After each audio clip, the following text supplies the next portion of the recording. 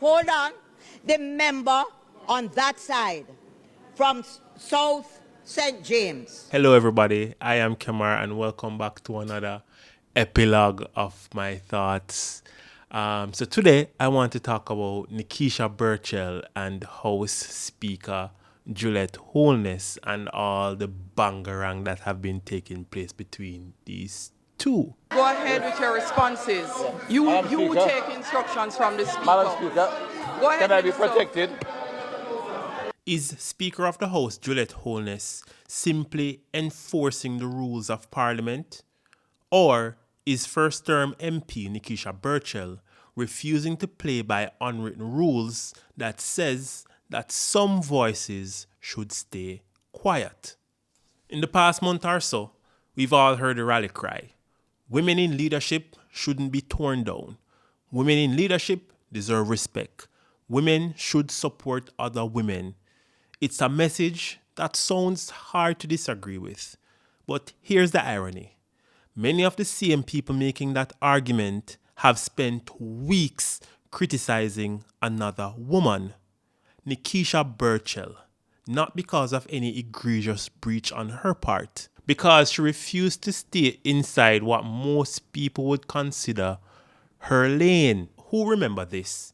When Nekeisha Burchell opened her maiden secretarial debate speech in patois.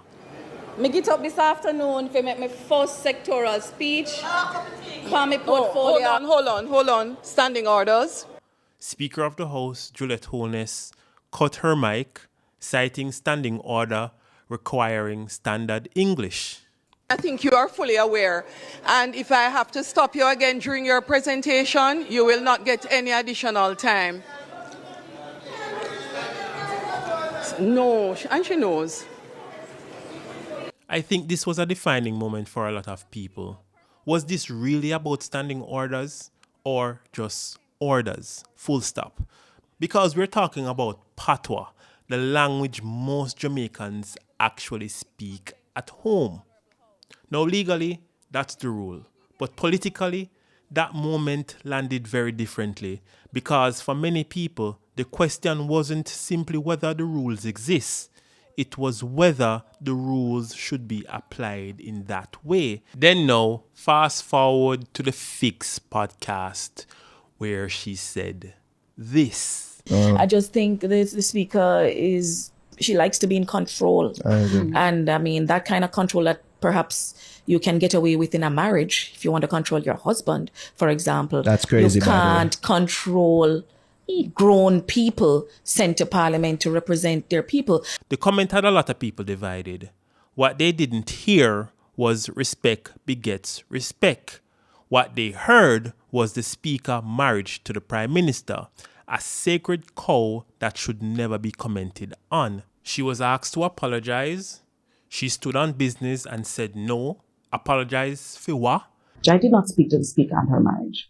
I made two analogies in my interview, and this was not in Parliament.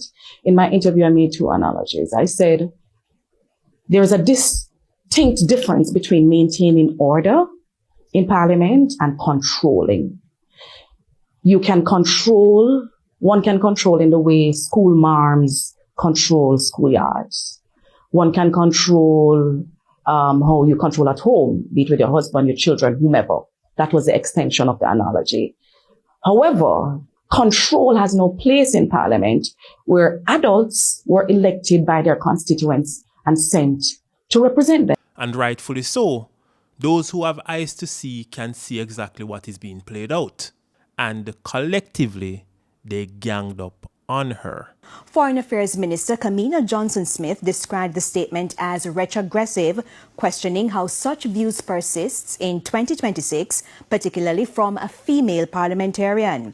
Education Minister Favour Williams says the remarks are inappropriate and diminish the standard expected of leadership in the House. Nekeisha Burchell, I want to remind you of how hard women had to fight to get to leadership positions. I also want to remind you that there have been only 3 women speakers of the House. And I also want to remind you that when women assert themselves, they are or should not be seen as bullies. They should not be seen as controlling. What they're doing is they are leaders. This is respectability politics at its core. The idea that the speaker should simply be respected because of her position is crazy to me. How much respect does a title automatically deserve? Should public officials be beyond criticism simply because of the office they hold? Or does respect have to be earned through the way power is executed? Respect earns respect. When I sat as the speaker, I had a lot of disagreements with me. But never has this parliament on either side ever gone into what I have seen. And I make bold to say that this is a new breed of parliamentarians, because never before have we had this type of behavior. The member, hold on, the member on that side from South St. James, I am saying particularly to her, I have never seen anybody behave to any speaker the way she has done. I am speaking on my feet, and I'm saying to you now that maybe many people will not say it openly. I stand this afternoon because I feel strongly about it, and I feel that the speaker in her position as the Prime Minister's wife and as a female, yes, I say it as it is because that's part of the objection. But let me tell you something. Never before has anybody been as disrespectful. And I could go on. And nobody, no other member that is old has behaved the way you have behaved. And this is exactly what I'm talking about when I say respect begets respect. Notice the language. Not, I disagree with her position. Not, let's debate the substance. It's unruly. It's new breed. This is not how you talk to colleagues you respect. This is how you talk to children where you try discipline. Bear in mind, people, that Dalrymple was the Speaker of the House before Juliet Holness, so she's not just a casual observer from outside. She is the institution itself, defending the institution against a first-term backbencher who dares to name the pattern out loud. This is not a one woman's opinion. That's an old guard protecting the chair regardless of who sits in it. So I want you to ask yourself, people, is the House Speaker really defending order, or is she just defending orders?